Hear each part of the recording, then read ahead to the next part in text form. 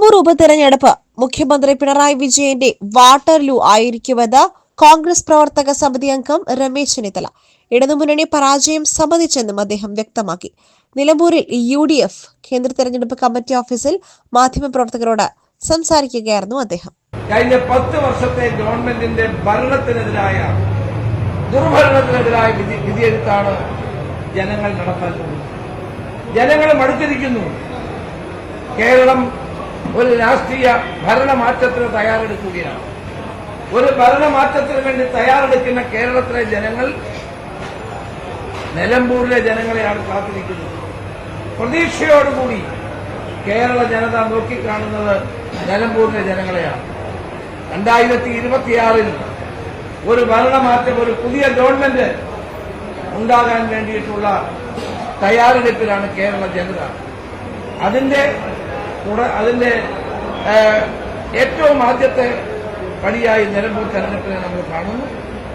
ജനങ്ങൾ ഒരുമിച്ച് നിന്നുകൊണ്ട്, മതേതര വിശ്വാസികളായ ജനങ്ങൾ ഒരുമിച്ച് നിന്നുകൊണ്ട് ഈ ഭരണ വൈരുദ്ധ്യത്തിനെതിരായി, ഭരണ പരാജയങ്ങൾക്കെതിരായി, ഇടതുപക്ഷ മുന്നണി ഗവൺമെന്റിനെതിരായി അവരുടെ വിധിയെഴുത്ത് നടത്തണമെന്നാണ് ഞങ്ങളുടെ അഭ്യർത്ഥന.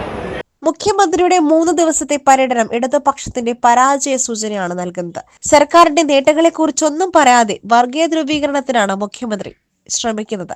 വർഗീയത പറഞ്ഞ് ജനങ്ങളെ ഭിന്നിപ്പിക്കാനുള്ള ശ്രമത്തെ നിലമ്പൂർ തോൽപ്പിക്കും. കോരിച്ചൊരിയുന്ന മഴയത്തും പ്രിയങ്ക ഗാന്ധിയുടെ പ്രചരണത്തിന് അഭൂതപൂർവമായ ജനക്കൂട്ടമാണ് എത്തിയത്. ഇത് UDFന് ചരിത്ര ഭൂരിപക്ഷം സമ്മാനിക്കും. 10 വർഷമായി കേരളത്തെ ഭരിച്ച് മുടിച്ച ഇടത് സർക്കാരിനെതിരായി ശക്തമായ ജനവികാരമാണ് ഉള്ളത്. അത് തിരഞ്ഞെടുപ്പിൽ പ്രതിഫലിക്കും. വിലക്കയറ്റം നിയന്ത്രിക്കുവാനോ തൊഴിലില്ലായ്മ പരിഹരിക്കുവാനോ സർക്കാർ ഒരു നടപടിയും സ്വീകരിച്ചിട്ടില്ല. വന്യജീവി ആക്രമണങ്ങൾ തടയുന്നതിൽ സർക്കാർ പൂർണ്ണ പരാജയമാണ്. കേരളം ഭരണമാറ്റത്തിന് തയ്യാറെടുത്തിരിക്കുകയാണെന്നും അതിന് തുടക്കമായിരിക്കും നിലമ്പൂരിലെന്നും ചെന്നിത്തല പറഞ്ഞു. മുൻമന്ത്രി Pandalam Sudhakaran, KPCC general secretary K. Jayan എന്നിവർ ഒപ്പമുണ്ടായിരുന്നു.